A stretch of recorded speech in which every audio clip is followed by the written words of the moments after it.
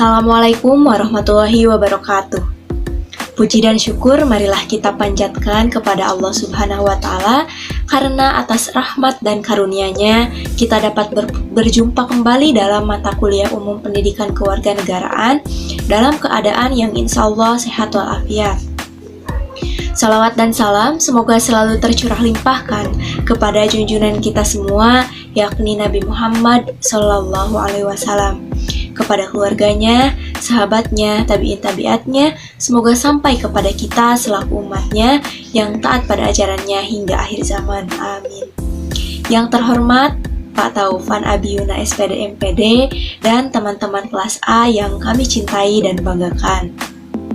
Pada kesempatan kali ini, kami dari kelompok 7 akan mempresentasikan hasil diskusi kami mengenai negara dan warga negara yang dikaji dalam bab 4. Kelompok 7 ini terdiri dari 5 anggota. Di antaranya yang pertama Azami Imaduddin Muhtarom dengan NPM 212121050 sebagai penyaji 1, kemudian Diasena dengan NPM 212121029 sebagai penyaji 2, dan Aliza Maula dengan NPM 212121027 sebagai penyaji 3, kemudian Amelia Nurfitri Anissa dengan NPM 212121033 sebagai penyaji 4 sekaligus moderator, dan Risya Mita Kanestri dengan NPM 212121031 sebagai penyaji 5. Baiklah, sebelum memulai pembelajaran kita pada hari ini, marilah kita baca basmalah bersama-sama. Bismillahirrahmanirrahim. Untuk mengefektifkan waktu, langsung saja pada pemaparan materi pertama, yaitu mengenai pengertian negara dan teori-teori terbentuknya negara yang akan disampaikan oleh Azami. Kepada Azami, disilakan. Terima kasih kepada moderator yang telah mempersilakan saya untuk memaparkan materi pertama. Saya, Azami Imaduddin Muhtarom, dengan NPM 212121050 akan memaparkan materi yang berjudul Negara dan juga teori-teori terbentuknya negara. Di Etat dan di Belanda dikenal sebagai Staat. Penyebutan beberapa istilah tersebut bermula dari bahasa Latin, yakni status atau statum. Secara terminologi, menurut Lojman, yaitu suatu organisasi kemasyarakatan yang memiliki kekuasaan untuk mengatur dan melindungi masyarakat dalam mencapai tujuan. Selaras dengan pemikiran Lojman, menurut Harold Gillespie, beliau mengatakan bahwa negara merupakan suatu bentuk pengintegrasian yang memiliki kewenangan secara sah dan memaksa dibanding dengan individu ataupun kelompok yang menjadi bagian dari masyarakat tersebut. Begitu pula menurut Roger H. Soltau, ia mengatakan bahwa negara merupakan alat agensi atau alat kewenangan masyarakat untuk mengatur dan mengendalikan permasalahan bersama. Setiap negara memiliki cara terbentuknya masing-masing. Berikut ini merupakan beberapa teori pembentukan negara menurut para ahli.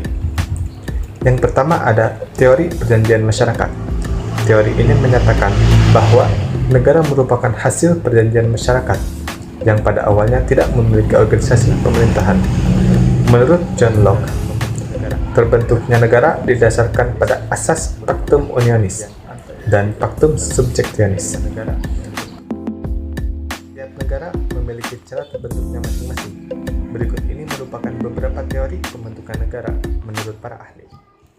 Yang pertama ada teori perjanjian masyarakat. Teori ini menyatakan bahwa negara merupakan hasil dari perjanjian masyarakat yang pada awalnya tidak memiliki organisasi pemerintahan. Menurut John Locke, terbentuknya negara berdasarkan pada asas Pactum Unionis dan Pactum Subjectionis. Pactum Unionis merupakan perjanjian antar individu dalam membentuk negara, sedangkan Pactum Subjectionis merupakan perjanjian antar individu dengan negara yang dibentuk. Yang kedua ada teori ketuhanan. Teori ini memiliki pendapat bahwa segala sesuatu terjadi atas kehendak Tuhan. Teori ini memiliki 3 unsur penting, yakni negara didirikan di bawah kekuasaan Tuhan, kekuasaan pemimpin merupakan pemilihan Tuhan, dan berpendapat bahwa tidak ada bentuk kedaulatan selain kedaulatan Tuhan. 3 ada teori kekuatan. Teori ini berpendapat bahwa kekuatan merupakan segalanya. Sebuah negara terbentuk akibat adanya sebuah kompetisi adu kekuatan, di mana yang paling kuat berhak membentuk sebuah negara. Yang keempat ada teori organisme. Layaknya organisme, negara dapat disamakan sebagai tulang, belulang, undang-undang sebagai bekal syaraf, pemimpin sebagai kepala, dan masyarakat sebagai daging yang membalut tubuh. Dan yang terakhir ada teori historis. Menurut teori ini, negara merupakan suatu lembaga yang tidak dibentuk, tetapi muncul karena kebutuhan manusia secara evolusioner. Negara sebagai suatu. Dan yang terakhir ada teori historis. Menurut teori ini, negara merupakan suatu lembaga yang tidak dibentuk, tetapi muncul karena kebutuhan manusia secara evolusioner.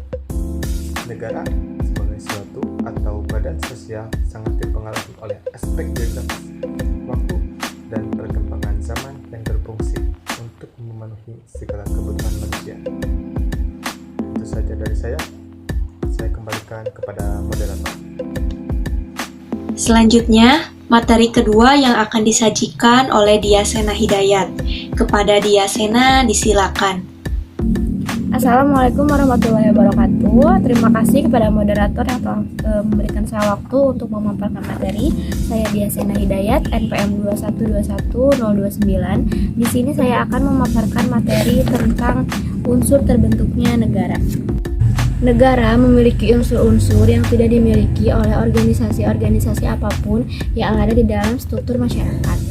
Secara universal, unsur-unsur untuk membentuk suatu negara yaitu dibedakan menjadi dua. Yang pertama yaitu konstitutif dan yang kedua adalah deklaratif. Unsur konstitutif yaitu unsur yang wajib atau mutlak untuk terpenuhi ketika negara didirikan atau dibentuk. Adapun unsur deklaratif hanya sebagai bentuk penerangan adanya sebuah negara. Unsur konstitutif yaitu unsur yang wajib atau mutlak untuk terpenuhi ketika negara didirikan atau dibentuk. Unsur-unsur konstitutif yaitu dibagi menjadi beberapa komponen. Yang pertama memiliki rakyat, yang kedua memiliki wilayah, dan yang ketiga memiliki pemerintahan. Unsur-unsur tersebut bisa dikatakan sebagai unsur-unsur konstitutif yang ada dan yang harus ada untuk mendirikan suatu negara. Dan bila tidak ada unsur-unsur tersebut, maka sebuah negara tidak akan bisa didirikan. Yang pertama adalah rakyat. Salah satu unsur pertama yang harus ada dalam pembentukan negara yaitu rakyat. Karena sebagai anggota organisasi resmi, negara harus mempunyai anggota organisasi di dalamnya yang terdiri orang-orang yang ikut dan terlibat dalam kegiatan bernegara dan dinamakan warga negara. Seseorang dapat bertempat tinggal di sebuah negara dan bisa dikatakan sebagai warga negara apabila seseorang tersebut sudah memenuhi syarat sebagai yudiris dari negara tersebut. Wilayah. Wilayah merupakan bagian di muka bumi yang dijadikan untuk tempat melaksanakan roda organisasi pada suatu negara. Di dalam wilayah itulah darat, laut, dan udara. Di dalamnya terdapat warga negara yang memiliki kegiatan dalam aspek kehidupannya dan melaksanakan kehidupannya dengan baik kehidupan berbangsa maupun kehidupan bernegara sesuai prinsip kedaulatan yang dimilikinya. Dimaksud wilayah daratan suatu negara yaitu wilayah-wilayah yang mencakup dengan daratan-daratan dengan batas yang ada dan yang sudah ditentukan. Adapun wilayah yang terdiri atas suatu bentuk perairan ataupun lautan sesuai batas-batas yang ditetapkan oleh hukum internasional disebut wilayah lautan. Wilayah udara yaitu seluruh kawasan udara yang telah ada batas ketentuan teritorialnya yang telah ditentukan dalam hukum perjanjian internasional. C. Pemerintahan. Pemerintahan dapat diartikan sebagai pemerintahan yang memiliki kedaulatan. Adapun sistem pemerintahan yang pertama yaitu sistem pemerintahan parlementer.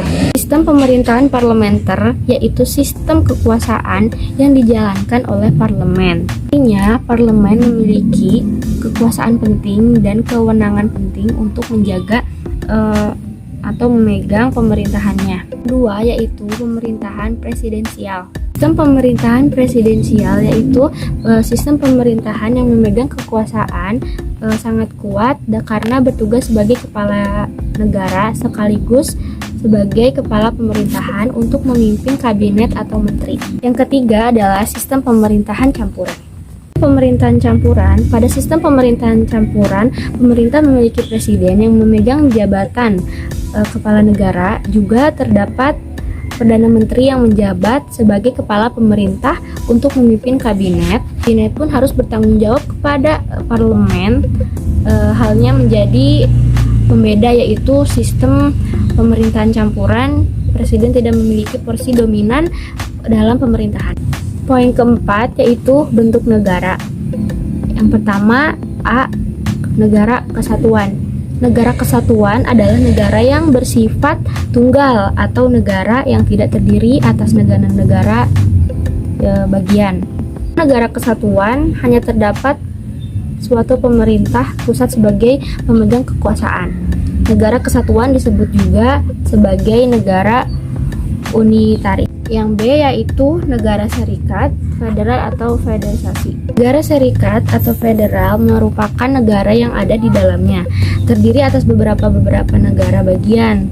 Yang pertama, negara serikat. Negara serikat memiliki konsep dasar, yaitu adanya pembagian kekuasaan atau power dan kewenangan. Kelima, ada sifat-sifat negara. Sebuah organisasi yang dinamakan negara memiliki sifat-sifat tertentu yang menjadi pembeda dalam rangka mendapatkan dan menjaga kedaulatan negara. Sifat-sifat sebuah negara yaitu yang pertama, negara mempunyai sifat memaksa. Di sini artinya sifat memaksa adalah memiliki kekuasaan atau kewenangan dalam menggunakan kekerasan supaya kebijakan atau peraturan yang dibuat dapat ditaati oleh berbagai aspek kenegaraan. Yang kedua yaitu memiliki sifat monopoli. Sifat monopoli maksudnya adalah sifat kekuasaan dan kewenangan dalam menggunakan sifat monopoli dalam tahapan tujuan untuk kepentingan rakyat atau untuk mencapai cita-cita sebuah negara. Yaitu memiliki sifat mencakup semua. Sifat yang ketiga itu sifat mencakup semua, artinya negara memiliki kekuasaan atau power dan kewenangan dalam menggunakan keseluruhan kebijakan ataupun aturan hukum yang ada dan berlaku bagi semua orang tanpa terkecuali. Terima kasih, cukup sekian yang dapat saya sampaikan. Saya kembalikan kepada moderator. Selanjutnya yaitu pemaparan materi yang akan disampaikan oleh Aliza. Kepada Aliza disilakan.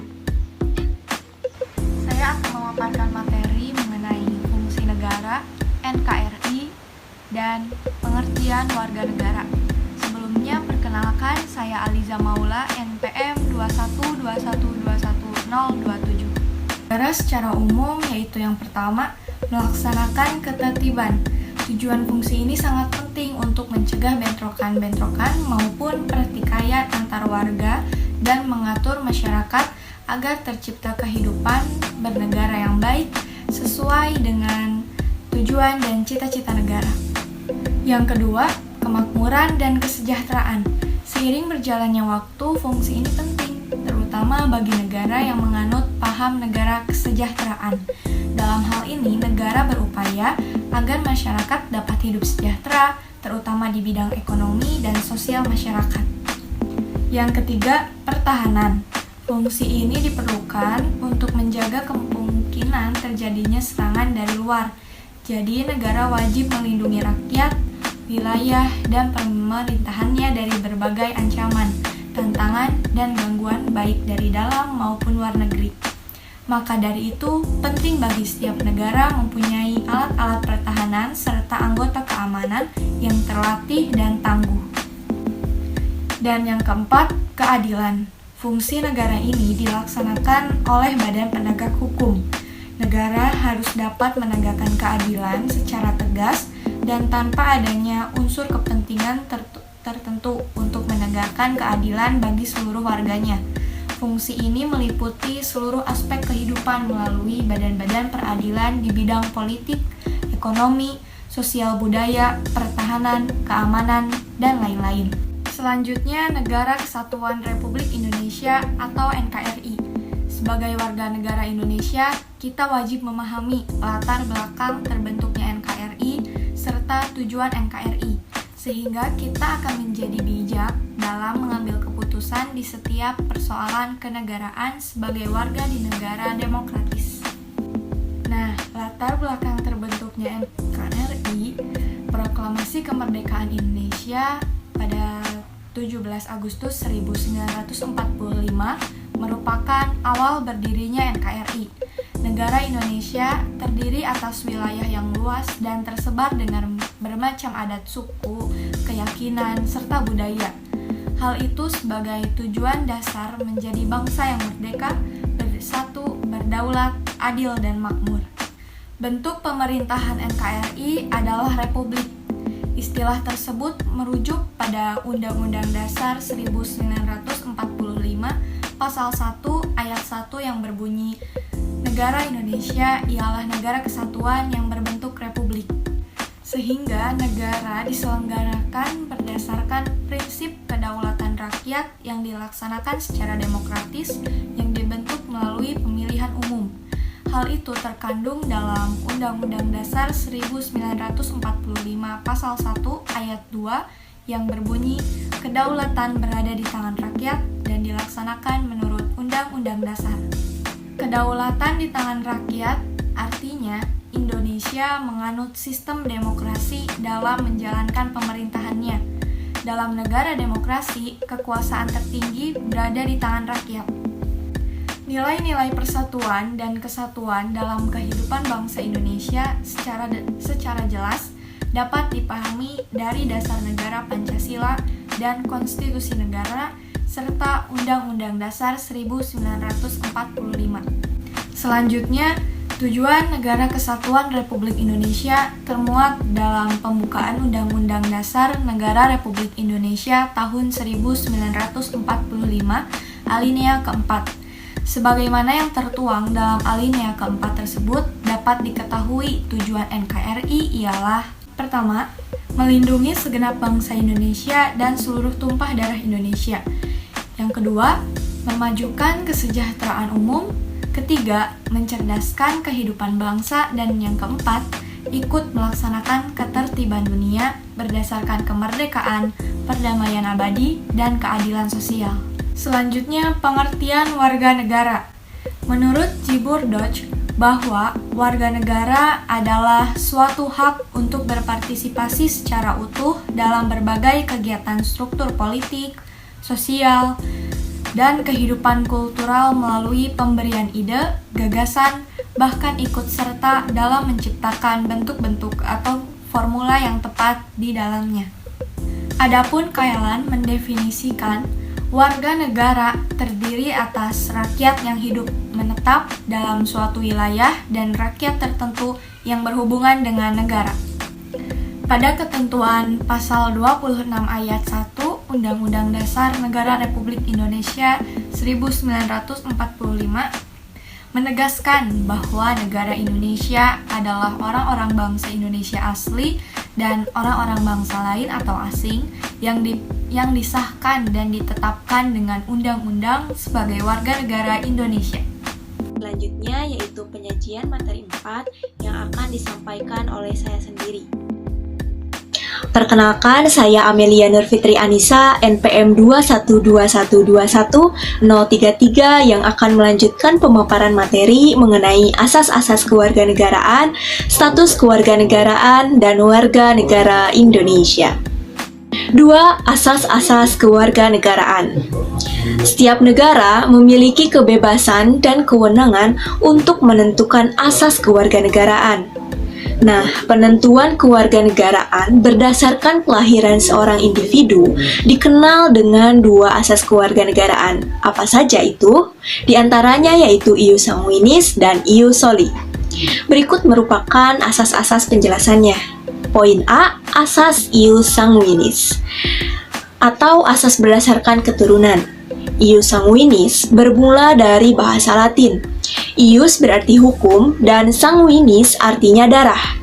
Maka dapat diketahui bahwa ius sanguinis dalam teori dasar pendidikan kewarganegaraan tahun 2021 halaman 71, ius sanguinis ini merupakan bentuk kewarganegaraan seseorang yang diperoleh dan ditentukan berdasarkan garis keturunan orang tersebut.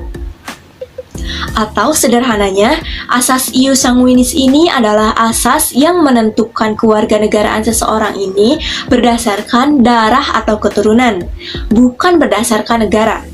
Contoh negara yang menganut asas ius sanguinis yaitu Turki, India, Korea Selatan, Indonesia, dan lain-lain. Poin B, asas ius soli atau tempat kelahiran. Ius soli diambil dari istilah bahasa Latin. Ius artinya hukum dan soli atau solum berarti negeri atau tanah. Dengan demikian, ius soli dapat diartikan sebagai asas yang menentukan kewarganegaraan individu berdasarkan negara tempat kelahirannya. Negara yang menganut asas ius soli diantaranya yaitu meliputi Amerika Serikat, kemudian Brazil, Kanada, dan lain-lain. Beralih pada poin 3, status kewarganegaraan. Yang pertama, apatride. Apatride merupakan suatu konsep mengenai adanya seorang individu yang sama sekali tidak memiliki kewarganegaraan. Contohnya, seorang keturunan bangsa A yang menganut ius soli lahir di negara B yang menganut ius sanguinis. Maka orang tersebut bukan warga negara A maupun warga negara B. Kemudian poin yang B adalah bipatride. Bipatride adalah suatu konsep mengenai adanya seorang penduduk yang memiliki dua kewarganegaraan sekaligus atau dwikewarganegaraan. Misalnya, seorang keturunan bangsa C yang menganut asas ius sanguinis dan lahir di negara D yang menganut asas ius soli, sehingga karena ia keturunan negara C, maka dianggap warga negara C. Akan tetapi, negara D juga menganggapnya sebagai warga negara karena ia terlahir di negara D.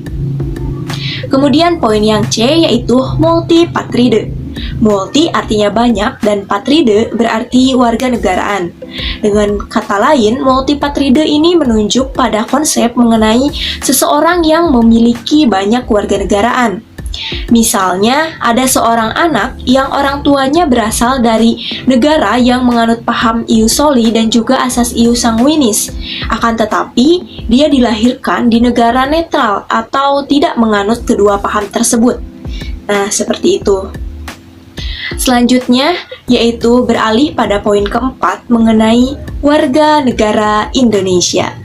Dalam Undang-Undang Negara Republik Indonesia tahun 1945, pasal 26 ayat 1 menegaskan secara jelas tentang warga negara Indonesia. Yang menjadi warga negara adalah orang-orang bangsa Indonesia asli atau orang-orang bangsa lain yang disahkan dengan undang-undang sebagai warga negara. Sementara dalam ketentuan pasal 26 ayat 2 menegaskan bahwa penduduk adalah warga negara Indonesia dan orang asing yang bertempat tinggal di Indonesia.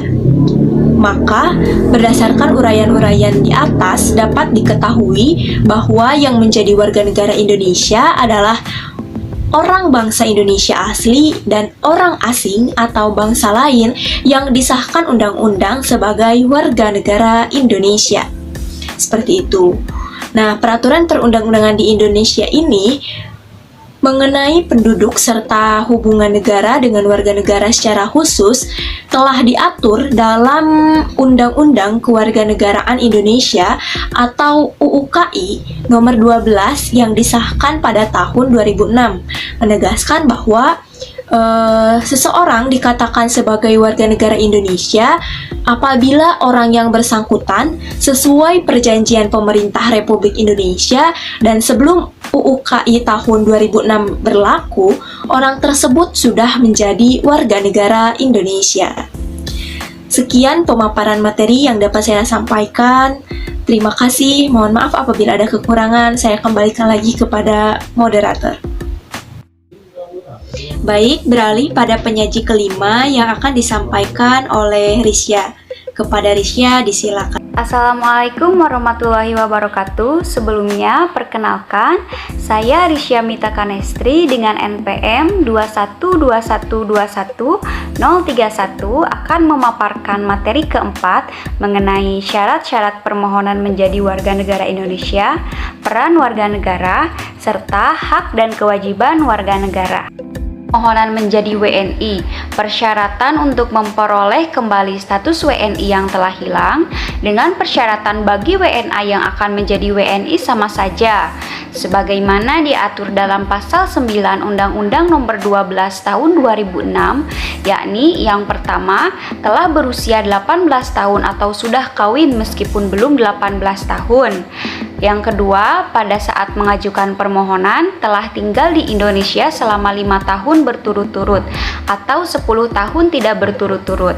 Jadi jika seseorang tersebut baru menetap di Indonesia selama 1 bulan atau kurang dari 5 tahun, tidak bisa mengajukan permohonan untuk menjadi WNI.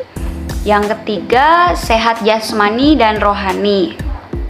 Selanjutnya, dapat berbahasa Indonesia serta mengakui dasar negara Pancasila dan Undang-Undang Dasar 1945. Yang kelima, tidak pernah dijatuhi hukuman pidana atau penjara karena misalnya terbukti melakukan tindak pidana atau kejahatan yang diancam dengan hukuman penjara 1 tahun atau lebih, karena itu adalah catatan kriminal.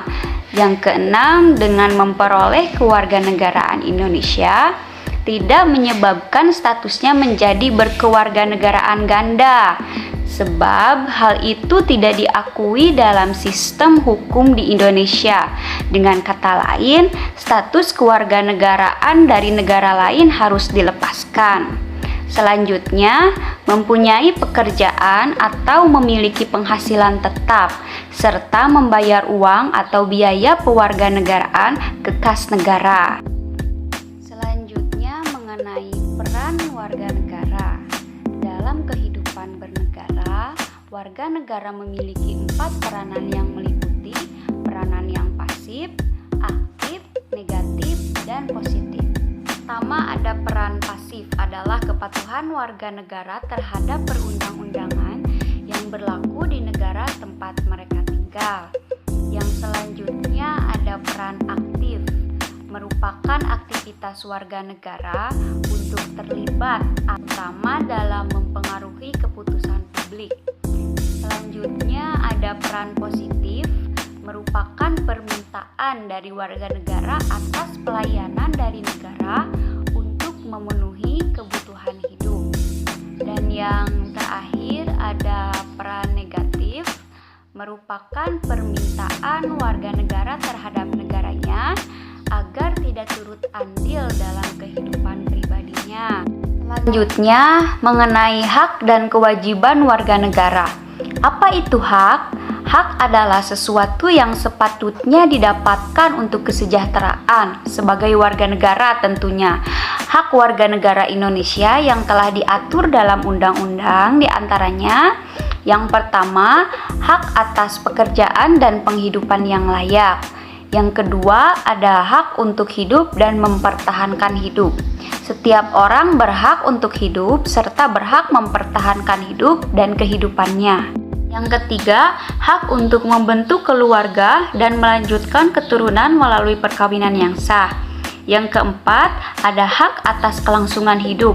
Setiap anak berhak atas kelangsungan hidup, tumbuh dan berkembang. Yang kelima, meningkatkan kualitas hidupnya demi kesejahteraan hidup manusia adalah hak untuk mengembangkan diri melalui pemenuhan kebutuhan dasarnya dan berhak mendapat pendidikan, ilmu pengetahuan, dan teknologi. Yang keenam, hak atas pengakuan, jaminan, perlindungan, dan kepastian hukum yang adil. Dan yang terakhir ada hak untuk mempunyai hak milik pribadi. Hak untuk hidup meliputi misalnya hak untuk tidak disiksa, hak kemerdekaan pikiran dan hati nurani, hak beragama, dan hak untuk tidak diperbudak. Di samping warga negara memiliki hak, ada juga kewajiban yang tentunya wajib untuk dipenuhi. Lalu, apa kewajiban itu? Kewajiban lebih ke sesuatu yang harus dilakukan, harus dijalankan, harus dipenuhi oleh warga negara untuk negaranya. Kewajiban itu diantaranya yang pertama, wajib menaati hukum dan pemerintahan. Yang kedua, wajib ikut serta dalam upaya pembelaan negara. Yang ketiga, wajib menghormati hak asasi manusia orang lain. Yang keempat, wajib tunduk kepada pembatasan yang ditetapkan dengan undang-undang. Selanjutnya, wajib ikut serta dalam usaha pertahanan dan keamanan negara. Jadi, tiap-tiap warga negara wajib ikut serta dalam usaha pertahanan dan keamanan negaranya. Sekian yang dapat saya sampaikan, selanjutnya saya kembalikan kepada moderator. Terima kasih kepada Risha yang telah memaparkan materinya dengan sangat baik. Sekian pemaparan materi dari kelompok kami. Terima kasih, mohon maaf apabila ada kekurangan. Wassalamualaikum warahmatullahi wabarakatuh.